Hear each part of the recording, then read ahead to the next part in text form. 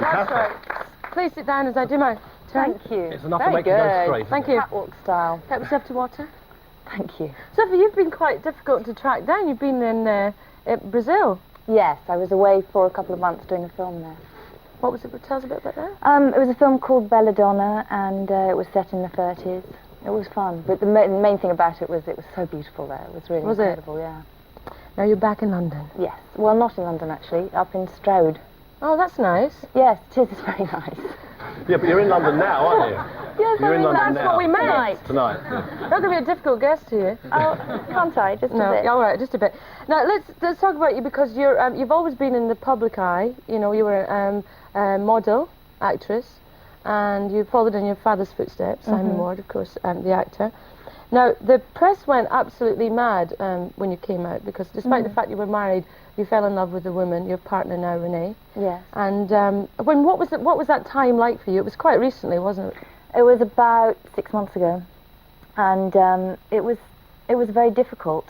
I mean, coming out the other side of it is a relief, obviously, but at the time it was not what I'd expected. I knew there'd be a bit of a fuss, and I'd anticipated that, but I didn't expect what happened. And I think the overwhelming feeling was that it was just very frightening.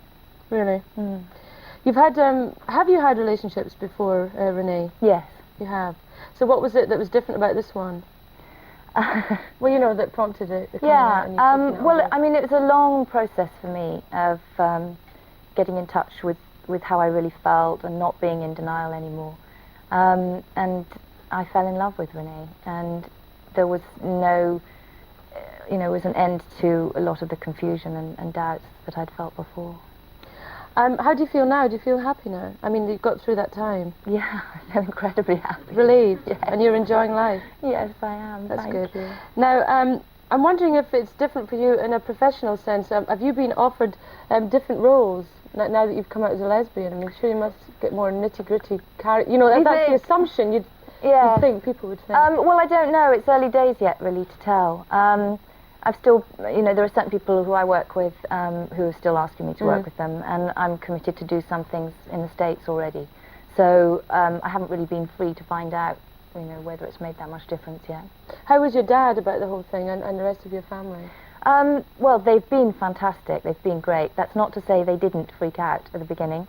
Only for a short while? Just for a short while. Good. I think I didn't handle it very well. I was still really confused and still trying to handle my feelings and the feelings of, what I was going to do, how on earth I was going to sort this out. In what way did you feel you didn't handle it well? With my parents, I didn't come out to them. I didn't sit down at a table and have a discussion with them. I kind of hoped it would just kind of be discovered gently and that this was all going to... But I didn't. I was a coward about it.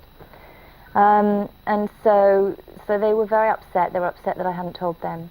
And they were also, I think they felt that I'd gone somewhere, gone off to some other country they didn't know about, and it just needed some time to open up the communication again.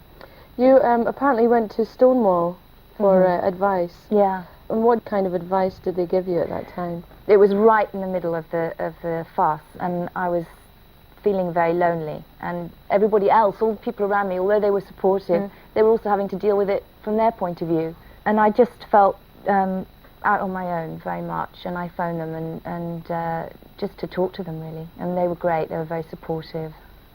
I really didn't know what to do, how to do it so that people wouldn't be hurt, my immediate family wouldn't be hurt too hurt, and how to protect my family and my children and not make a big fuss out of it. And it is my private life, and yet I do feel that it's important that there are people out there who stand up and say who they are. Hurrah for you! Thank you. What about in A Village Affair, the drama? You played a lesbian. Yeah. And you weren't out at that time. I mean, what were your feelings around that time? That must have been confusing. I really wanted to do the film, but I was scared of doing it as well. And it was very upsetting to do it. I was really distraught at the time and very confused. And then obviously afterwards, then I had to handle the press about doing the press for Village Affair, and I wasn't out. I wasn't really out to myself either. I was still thinking, okay, well, I'm bisexual and I can handle that. I can sort it all out. And I did want to talk about it to the press then, because I thought there must be a lot of people who are in my situation, and that's one of the reasons I wanted to do the film. But I felt, and I was advised also, that it would look like I was just trying to exploit my own personal life in order to get viewers, and so it didn't seem like a good idea.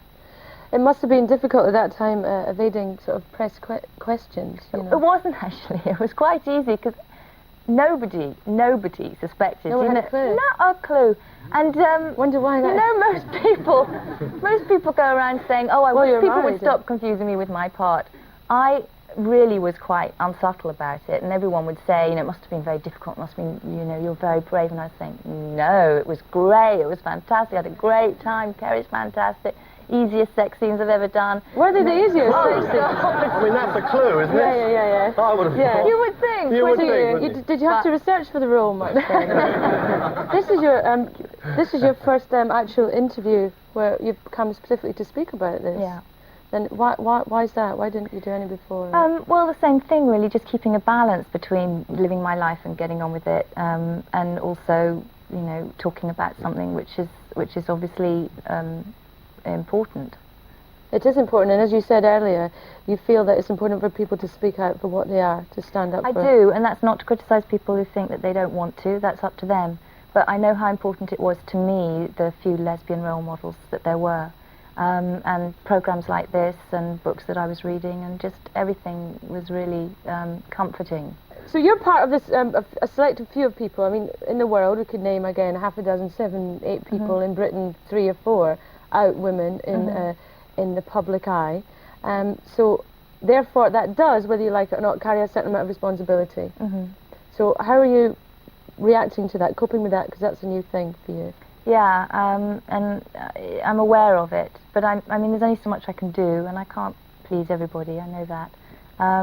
But I think about it, and that was one of the reasons I got in touch with Stonewall in the first place, you know, to see if what I was saying was making sense to people.